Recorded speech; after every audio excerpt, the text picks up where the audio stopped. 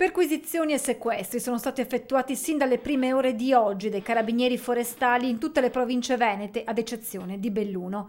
Dal Padovano al Veneziano, dal Vicentino al Veronese, dal Rodigino al Trevigiano, i militari hanno controllato capannoni e ditte di trasporti nell'ambito dell'operazione Penelope, che ha portato ad oggi al sequestro di oltre 9.000 metri cubi di rifiuti speciali di natura tessile, stoccati illecitamente in varie città del nord Italia, in particolare in Emilia-Romagna e Veneto.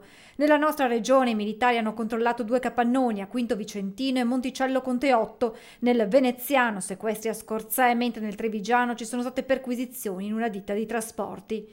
Il nucleo investigativo del gruppo Carabinieri Forestali di Modena, insieme ai colleghi di diversi comandi provinciali, hanno così stroncato un traffico illecito di rifiuti speciali costituiti da cascami e ritagli tessili prodotti nel comparto industriale manifatturiero di Prato.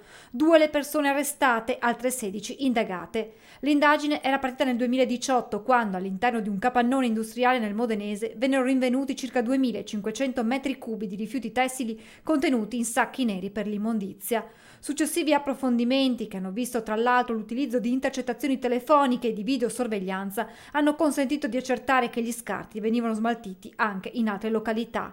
Il meccanismo messo in piedi era ben oliato. L'illecito smaltimento consisteva nel trasformare attraverso fittizie operazioni di recupero i rifiuti speciali in materia prima secondaria o sottoprodotto per poi trasportarli e abbandonarli all'interno di capannoni, questo all'insaputa degli ignari proprietari, che hanno così subito un ingente danno economico, senza contare quello potenziale che poteva scaturire da eventuali incendi del materiale stoccato. I 2 arrestati, da quanto ricostruito, avrebbero pianificato e gestito l'attività dedita alla gestione di rifiuti attraverso società di cui avevano l'utilizzo e il controllo, senza ricoprire però alcuna carica o ruolo. L'organizzazione poi aveva al suo interno autotrasportatori compiacenti e soggetti impiegati come manovalanza presso i vari capannoni di destinazione dei rifiuti tessili.